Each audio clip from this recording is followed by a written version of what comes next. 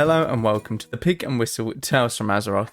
As always, here at the Pig and Whistle Inn in Stormwind, I go through a variety of subjects with regards to World of Warcraft. Grab a bottle or a pint, sit back and enjoy. This episode we'll be going over the news. This is pretty much mostly WoW. There is a little Diablo in there, but very minimal, because it is very soon that is getting released as well. But yeah, it is pretty much all WoW news and catching you up to date with stuff like the Race to World First, a big announcement that was released yesterday, I believe, and other bits and pieces. But we will be starting off with the weekly news, as always. We have, oh no, one of the names, Basil, you know what, Basil Brush, the world boss in Azure Span. He is in the top right of the Azure Span, as well as the Zakali Elders. You can find them in the Zaralak Caverns on the very far west, north, south, east, right? Yep, west of the caverns. You can do them for bits and pieces of gear, you can do them for rep, you can do them for whatever, but they are not mandatory, unlike the ones in Shadowlands, because, you know, you had to get I've even forgotten what they are. Conduits from them. That's it. You had to get your conduits from world bosses in Shadowlands. That was an awful thing, by the way. That was absolutely awful. I don't know what they were thinking. Putting player power behind, content instead of just cosmetic stuff. Oh, God, crazy. Obviously, with raids and PvP, it's a bit different. But yeah. We have the World Quest bonus event for this week. This just simply means that you get more reputation for completing world quests. Nice way to go about getting old reps, such as reps from BFA. Particularly, Proudmoore Admiralty rep is one that I usually farm when this is up. Purely on the basis of I want that Jaina-like music box, that little toy. It's absolutely amazing. I need that toy and it's great. Packed House is your brawl for the week. This is a simple 15 versus 15 in an... Oh, sorry, I just hit my notepad. In a arena, it's pretty much first to kill all 15 of the other opposing members wins. Very straightforward, very quick. You want to be arranged in this arena. It's a lot better. Unless you're a tank and you just run in there, soak every single bit of damage, and it's like, yep, you can't kill me. And then hopefully your team does something. You know, that kind of thing. Fortified, Entangling, and Bolstering are your mythic affixes for this week. Fortified, the non-boss mobs, and anything that they summon have do a bit more damage and have a bit more health. Entangling, this is a new affix that is recently been introduced into Season 2 of Dragonflight. It's a very simple mechanic. Every now and again there will be these roots, the snare and root friendly targets in place. I'm not sure if you can dispel them. I would imagine that you can, or you can, if you're like me and main a druid, just simply, shapeshift out of them. That's why I play a druid. I don't want to get slowed. I can deal with getting CC'd, but getting slowed is one of the most annoying things that I have to ever, I just can't deal with that. That is the one thing that I cannot deal with, because I'm controlling my character, but I just can't move anywhere. And I may as well be in CC at that point. It's ridiculous. And Bolstering, when you kill an enemy, essentially they let out a giant yell, and this empowers their other enemies around them, increasing their damage and health. So kill them all very equally and quickly, or simply just kill them in sort of smaller packs, essentially. It's not going to be a spell that we're looking at this week. Instead, it's going to be an artifact weapon from Legion. And the first one that we're going to be looking at is Scythe of Elune. And you're thinking, what can you look at in terms of an artifact weapon? They're simply just a weapon. Well, these artifact weapons had a sort of talent tree with them, and this talent tree obviously increased certain aspects of your player power. This was the whole point of Legion. You were meant to empower these artifacts through various means by getting artifact power. That's where AP started, the currency of AP. You had artifact power, Azerite power. What was the other one? What was Shadowlands? Anima Power, AP, AP, 3 back-to-back expansions. It wasn't great. In the first expansion, it was great because these are really cool weapons that you have. Legendary weapons such as Ashbringer, Fangs of Goldrin. Like, you had so many cool things. Scythe of Elune, another one. Like, they're just so cool, and you actually didn't mind empowering them until it got to the later stage of Legion when, who would have guessed, inflation caught up. And you're literally getting, it went from like 100 artifact power that you would get, and you would be able to unlock a certain segment to it, where it was like, oh, this is really cool, to you'd need about 500 million power. And getting 50 million power from a world quest was like, I'm about a tenth of the way there. And it's like, what the hell happened? How did this inflation hit so much? It was absolutely ludicrous. I don't get how they managed to actually mess that up so, like, amazingly. Surely you just sort of go, okay, you need 100 artifact power, and then you need 120 to get the next one, 140. You go up in increments of 20 or something. You don't go up in thousands and then 10,000s and then 100,000s. It literally was in the millions. Like, by the time that the expansion ended, it was ridiculous. But as I waffle on about this, let's go through some of the abilities that you could unlock within this artifact itself. Bladed Feathers simply increased your armor while in Moonkin form by 25%, and this stacked up 4 times. I believe this was 4 times anyway. Hold up, let me double check. This was... Okay, so you could go up 4 ranks with this, and I believe 25% was the maximum rank. Okay, so these are all the maximum ranks. I just wanted to get that correct. So yeah, 25% increased armor. That's not bad on top of the 375% that we currently had in Boomkin form at the time. Echoing Stars. Each time Starfall deals damage, it also damages another nearby enemy for 10% of the spell power as astral damage.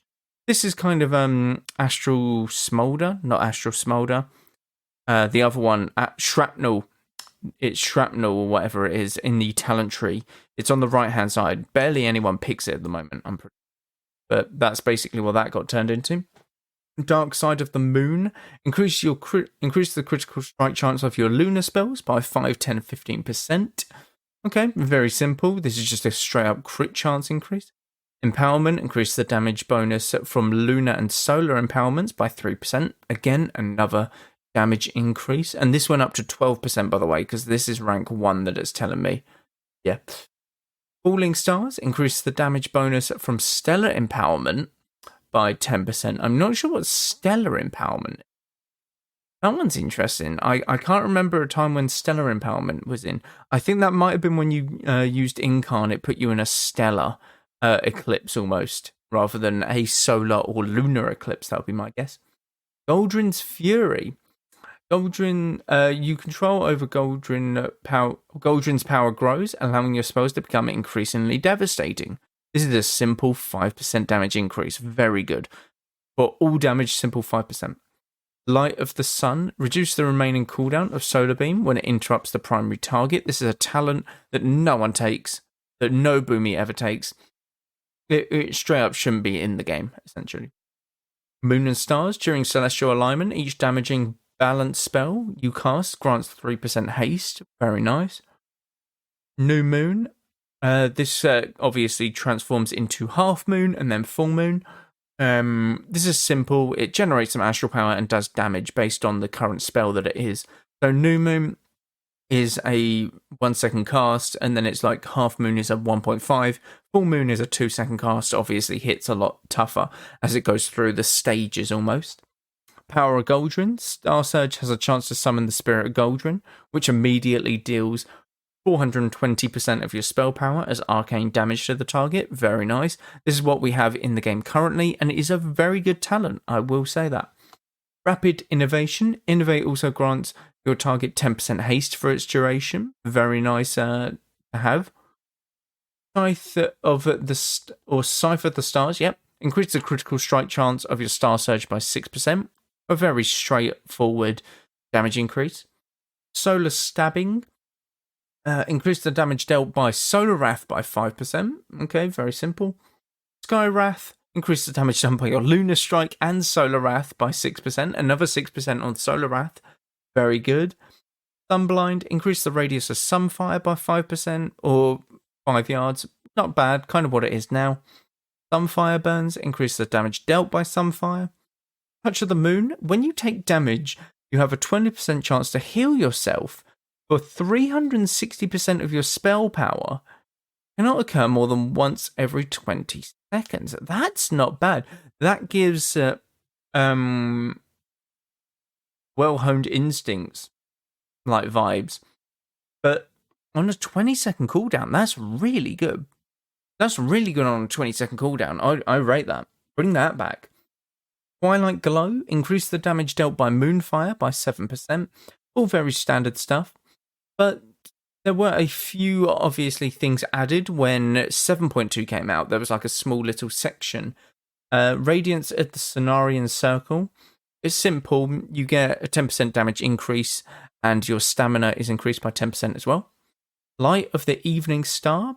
Increases the damage of your Starfall by up to 12%, depending on how many ranks you had. Wax and Wane. Moonfire increases the direct damage of your next Moonfire by 25%. Stacks up to 5 times, so you can get a 125% increased damage Moonfire, which isn't bad. That's not bad at all. In terms of Legion numbers, that's probably like 2-3 mil, which, you know, is hilarious to think about nowadays. But I would say that's about 100%. I'm trying to do the math real quick. I would definitely say that that's about, 3k at least. In terms of the normal dot, it's 3k. Got to be more. It's definitely more. It's probably more like 15k, maybe. I completely forget how much damage Moonfire does. I'm not going to lie. I see it so often, but I see the ticking damage of it. I don't necessarily pay any attention to the direct damage, which is a bit weird. So, oh my god. Okay, I found a word. Oh my god, I hate some of the words that Blizzard put into the game. Circadian invocation. Evocation. Oh my god, my brain has just imploded. Figuring out the first word was easy. I don't know. And then the second word just is mush in my head. I've already forgotten the first word. This talent basically, Moonfire damage increases the arcane damage you deal to the target by 1%, and Sunfire damage increases the nature damage you deal by 1%, each stacking up to 6 times, so you can do 6% increased damage. This is kind of like Waning Twilight, for when you have 3 stacks on someone, or 3 dots on someone, but this is a constant stacking buff. This is really good, essentially. And then Concordiance of the Legionfall, this went up 50 times. You get this 50 times, this rank. Your abilities have a chance to trigger Concordiance of the Legionfall, increase your versatility for tanks, or primary stat for DPS and heal by 4,000 for 10 seconds. 4,000. Let me put that into perspective. A piece of gear right now in Dragonflight has about anywhere between 200 to probably 500 high-end versatility on it. That's like really high end. That's like tier gear, weird stat priority kind of deal. 4,000. Imagine getting versatility for 4,000 versatility as a tank. Imagine getting 4,000 haste as any caster. Oh my days, that's insane. That's actually really cool. This is probably nothing to like Legion numbers though, so take it with a pinch of salt, that one. And the Scyther did have a hidden trait in the game.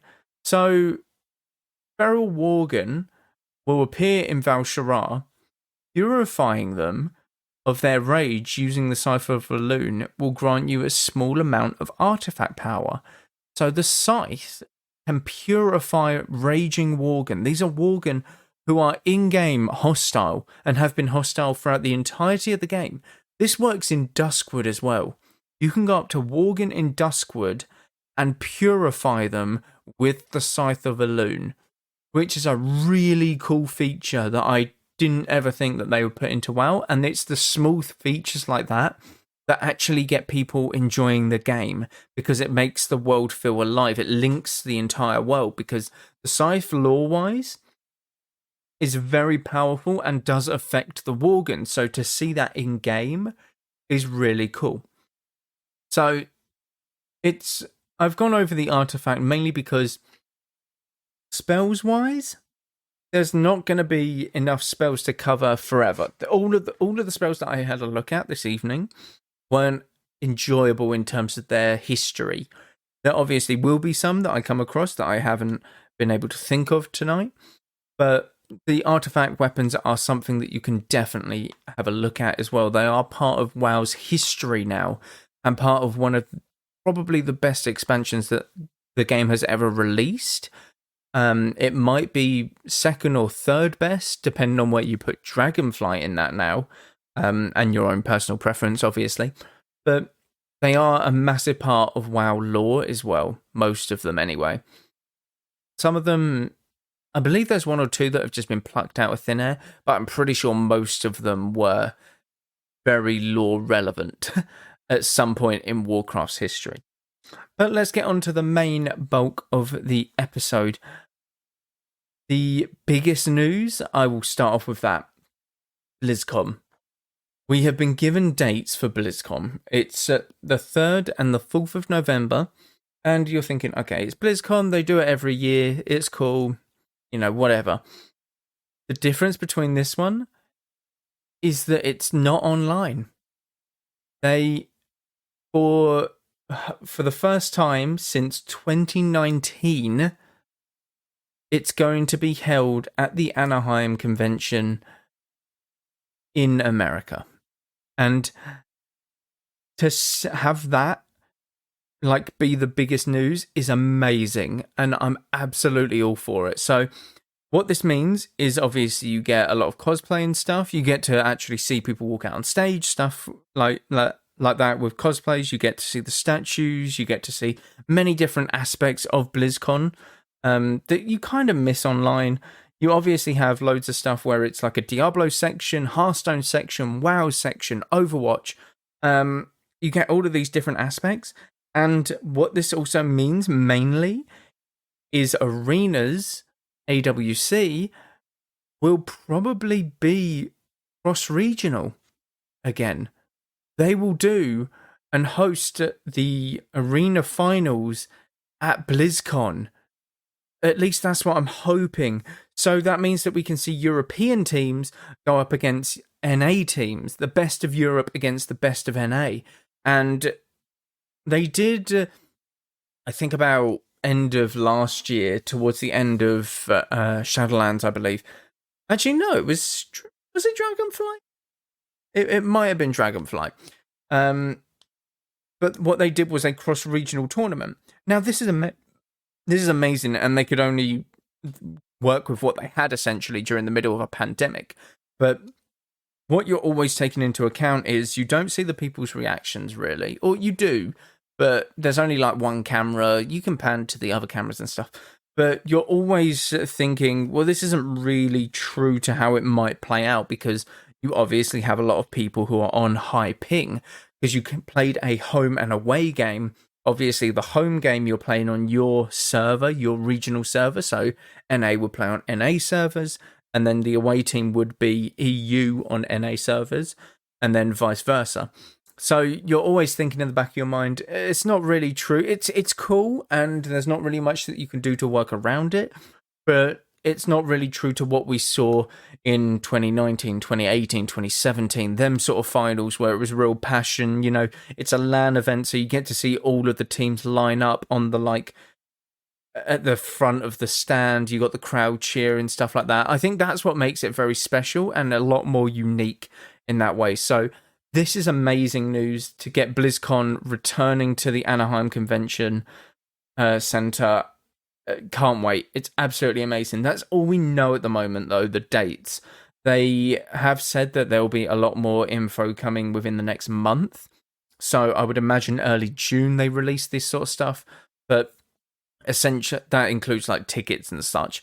But yeah, it's really cool to see, and honestly, it would be amazing just to see it again, like at the convention and live, instead of like over or online.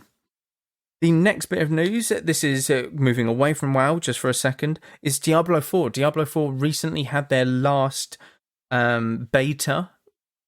Beta? Yeah, their beta, and essentially it's due to release in June, I believe June 6th, if I'm not mistaken. The last beta was to basically just test out the servers. It was a server slam, I believe they called it. They wanted everyone to just pile on and absolutely destroy the servers, do whatever you can. And essentially, that's what people did. They wanted to test out how stable the servers are, if they'll need to do any layers, stuff like that. And, they spawned the world boss. You could get up to level 20. You got a cosmetic for killing the world boss, that kind of thing. It's really cool. And Diablo 4 is set to be one of a very, very good game, in my opinion. I've played the beta. I didn't do the server slam, even though I was invited. I should have at least tried, but essentially, it's too close to the release date for me to go, yeah, I'll do this and not get bored of the first 20 levels if I've already done the beta and then a server slam as well. So I'm kind of saving myself for the release of the game. But yeah, Diablo 4 is definitely something that you want to look into. It is a very fun game and would recommend playing it, especially with friends or anyone that you can. Moving back to WoW now. The Race to World First, obviously, for Aberrus, the Shadow Crucible. Yes, that is the raid. Yes, it is. I'm just going over that in my head. I just wanted to confirm that. Essentially, it is complete. It took less than a week for the mythic version of Sarkareth to be downed, and I believe this is the quickest Race to World First we've had since Jaina in Battle for Dazara Lore, which is really something. It is less than a 1 week reset, and if you put this into perspective as well, I believe the last raid tier took at least 2 weeks or a second reset. So you go through an entire week, you can't kill him, and then you go through the raid again, get more gear, and then kill the final boss. So I believe it took 2 resets. If you look at something like Shadowlands, and you look at, oh my god, I've forgotten the name of the last, something of the first ones, Pantheon of the first, I've completely forgotten the name of the last raid tier, but the one where the jailer's in, I believe that took about 3 weeks to do, 3 resets. I could be wrong in thinking that, but it was a very long time. So for them to kill Sarkareth within the first reset is really impressive, and massive congrats to I was going to say Echo, for God's sake.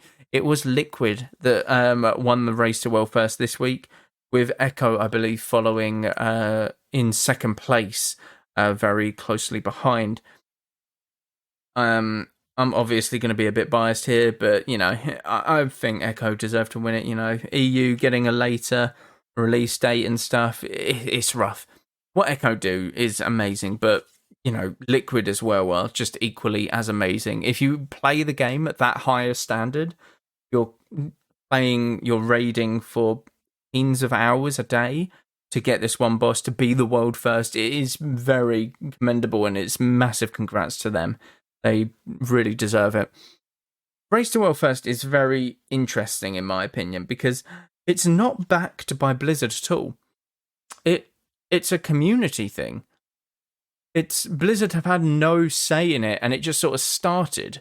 Blizzard obviously would report on who got the Race to World First, I would have imagined, like back in the 2008, 2009, stuff like that. And it's just, congrats to this guild for being the first guild to kill Arthas and stuff like that. But throughout the later years, BFA, actually, it was more like Legion, probably mid BFA, when people started to stream the progress and stuff. That's when it started to, take traction and just take on a sort of section of its own. The Race to World First has been a massive staple point in World of Warcraft. Every raid tier there is that race to world first hype. Everyone's tuning in to see the best of the best players in the best gear, do these mythic fights, the hardest of the hardest fights, and really push themselves to the limit to see how fast they can down these bosses. And it's really cool to see. Obviously, Blizzard allow it and stuff, but it's mostly a community thing. And the likes of Echo, Liquid, and others who stream it and stream their progress are obviously not too disappointed that they're allowed to stream it and stuff. It is great content, firstly, and it's probably very profitable for them. I mean, let's face it, it's very profitable for them. But it's a very cool side of WoW that wasn't initiated by Blizzard. Because obviously you have MDIs, AWC, that are kind of mostly orchestrated by Blizzard. But yeah, Race to World First is completely on its own sort of journey and was brought about by the community more than anything. And speaking of that, Classic Hardcore, it's official. It's official. We have not had much news yet on it, but this is another thing that the community have given World of Warcraft. There is the community side of Classic World of Warcraft, Classic Hardcore World of Warcraft, and Blizzard do watch this, apparently, and they have seen the love and attention that Hardcore gives. Essentially, they have announced that there will be these Classic Hardcore servers. They have not given any more info on it yet, but what I think most people are looking for is a very unique experience in terms of you shouldn't be able to trade until you're level 60 or something like that. Not unless you're doing certain group content with your partner that you're going through hardcore with. So you can do duos or trios of hardcore leveling, and if one of you dies, you all die, and you can only trade within that group, that kind of thing. We'd want to see them sort of implementations. You'd want to see you can get one dungeon lockout per character, essentially, and you have to enter within a specific level range, so they'd have to change the level ranges of dungeons. You'd have to see a lot. I believe that one thing that they have done is you can release your spirit, but I don't think you're able to res. The whole point of this is if you are a guild leader and you die, you can pass over guild leadership and stuff like that. I believe that was something that was data mined or thought of or seen somewhere, but it's really cool that they're looking into it, and we just hope that it's kind of the same. It's because what the community have done with Classic Hardcore is amazing. They have done so well with it, and it's actually been a real enjoyment to watch, on the sidelines. It's something that I would probably do very, very casually.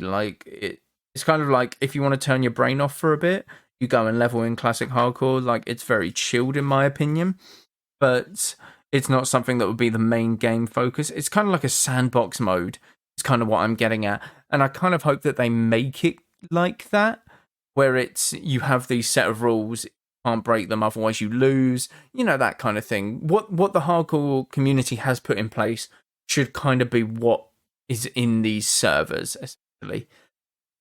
So here's hoping that, they get it right, essentially, and they don't botch it and, balls it all up. That's all I can hope for, and that's all that anyone can hope for. But that is it for this episode. Thank you all very much for listening, as always.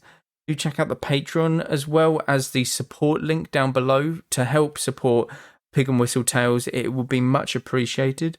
As well as check out the Twitch and YouTube. Everything's down below, socials and stuff. Constant stuff happening absolutely everywhere on them. But thank you all very much for listening, and go a valor, friend. Goodbye all.